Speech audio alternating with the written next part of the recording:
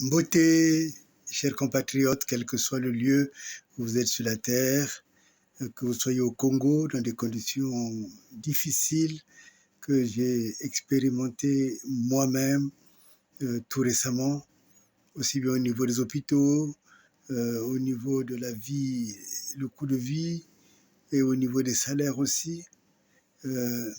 Tout cela, je l'ai vu, je l'ai constaté et j'ai vu combien d'argent il faut pour pouvoir hospitaliser un parent. Et j'ai vu aussi les ouvriers de la morgue qu'on ne paye pas, qui ont dû faire grève pour faire entendre leur voix. Mais dans le même temps, j'ai pu aussi, avec mes équipes, constater combien le Congo a de l'argent à travers le monde. Mais c'est de l'argent qui n'est même pas, qui n'appartient pas au Congo, qui a été investi au profit des étrangers, alors que les Congolais meurent.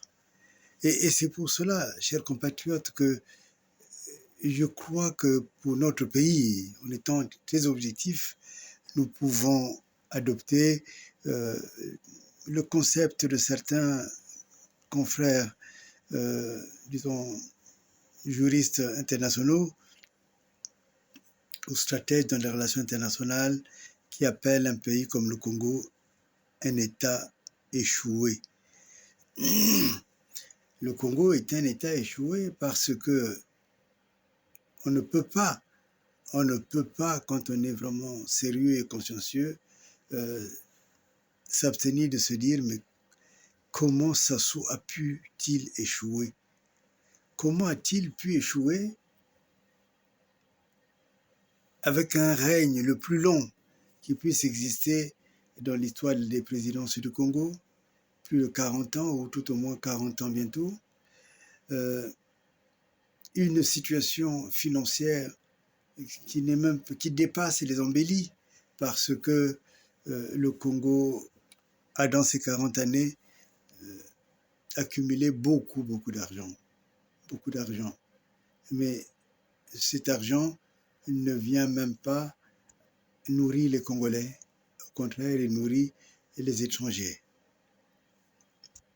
Comment se fait-il que ça soit pu échouer alors que l'eau, tu as un jet de pierre, tu jettes la pierre et la pierre, elle va tomber dans le fleuve Congo. Et je crois que c'est pareil à Oyo avec la Lima, c'est pareil avec l'océan qui contourne notre capitale économique. Il y a de l'eau partout, sauf dans les robinets, comme on dit souvent. L'eau, l'électricité, elle est disponible sous terre, sous forme de géothermie, mais il n'y a pas que cela. L'eau produit aussi de l'électricité, mais il n'y a pas d'électricité. On nous a même promis de l'électricité, de l'eau pour tous. Ce n'était qu'un slogan. Même ceux qui l'avaient dit se sont noyés dans l'alcool, ils ont oublié. Donc, nous sommes un pays échoué parce que pour aller à l'école, il faut donner de l'argent qu'on n'a pas, puisque les parents ne travaillent pas. Un pays qui a échoué parce que pour se soigner à l'hôpital, il faut de l'argent alors que l'argent ne circule pas. Et il n'y a pas longtemps qu'on a commencé à payer les pensions comme ça au compte-gouttes. J'ai vu en suivant un parent combien il faut sortir de l'argent simplement pour ne pas mourir. C'est un combat pour ne pas mourir. Ce pays qui a échoué, chers frères, chères sœurs, c'est le nôtre. Que l'on soit de l'Est, de l'Ouest, du Sud ou du Nord, il faut être objectif pour constater que, comme on dit, nous sommes logés à la même enseigne.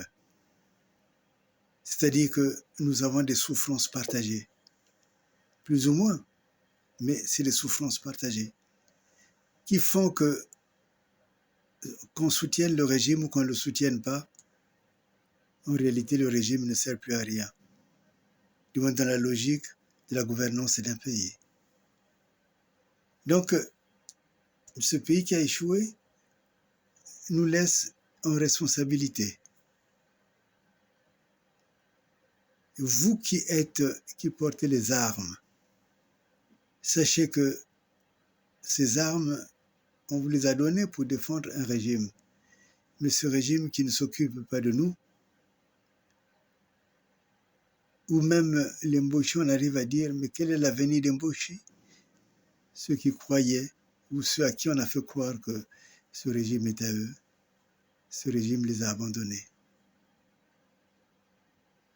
Ceux à qui on fait la guerre pratiquement régulièrement, qui se demandent même, mais pourquoi, qu'est-ce qu'on a fait pour que le pôle devienne pratiquement, comment je peux dire ça, les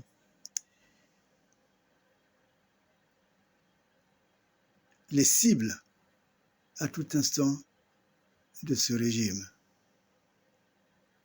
Et quand on regarde nos enfants qui ne vont pas à l'école, ou tout au moins qui vont dans des classes parfois, des terminales de 100 personnes, on se demande finalement, comme disait un vieux, quand est-ce que finiront les indépendances?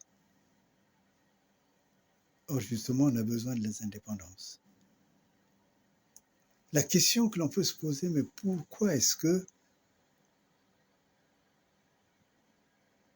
qu'on soit enseignant, qu'on soit fonctionnaire, qu'on soit, quel que soit le titre qu'on occupe, comment se fait-il que nous puissions nous-mêmes devenir des populations qui ont échoué? Et la conscience que nous avons, l'amour que nous avons pour notre pays, nous oblige à nous dire, notre pays est certes un pays qui a échoué. Nous faisons partie de ces peuples qui ont échoué, mais nous ne voulons pas en rester là. Et il ne suffit pas de le dire. Il faut moralement, il faut que cérébralement, il faut que intellectuellement, il faut que spirituellement, nous soyons armés pour pouvoir nous en sortir. Alors c'est pour cela que aujourd'hui,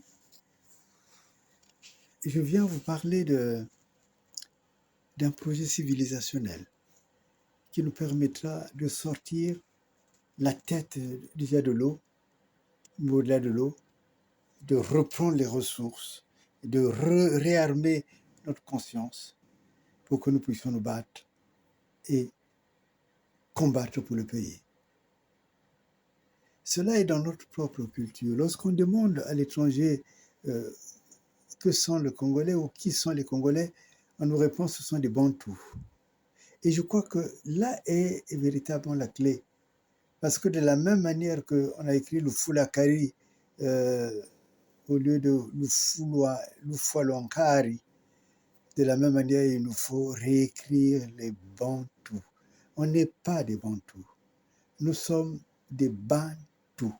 Et je voudrais faire, les Bantous, c'est la tête. C'est-à-dire que c'est une tête qu'on ne peut pas enfoncer dans l'eau et qui va toujours se battre pour rejaillir. C'est une tête, un peuple qui est la tête, qui même si on a rendu son pays, je dirais, dans le chaos le plus total, on l'a rendu un pays échoué, on a volé toutes ses ressources. Si on est la tête, on se relèvera et on reconstruira le pays. On l'arrachera des mains de l'ennemi. Et c'est pour cela que je voudrais vous proposer ce projet qui est un projet civilisationnel. C'est un projet important qui consiste à dire, au fond, nous qu'on a enfoncés, nous qu'on a volés, nous qu'on a pillés, nous sommes des Bantous. Et méditez cela, vous vous rendrez compte que nous avons touché là les ressorts qui permettent de rebondir. Car il nous faut rebondir pour exister à nouveau. Le Congo est un pays Bantou. Et étant un pays des Bantous, il ne peut être que délivré, libéré. Et c'est à cette mission que nous allons nous atteler dans cette phase finale de ce combat. Nous en arrivons à la fin. Chers compatriotes, unissons-nous les mains et reprenons conscience que nous sommes des Bantous et nous vaincrons. Vive le Congo et vive les Congolaises, et vive les Congolais. Que l'enfant du Congo redevienne ou se rappelle qu'il est Muntu, qu'il est la tête et non la queue.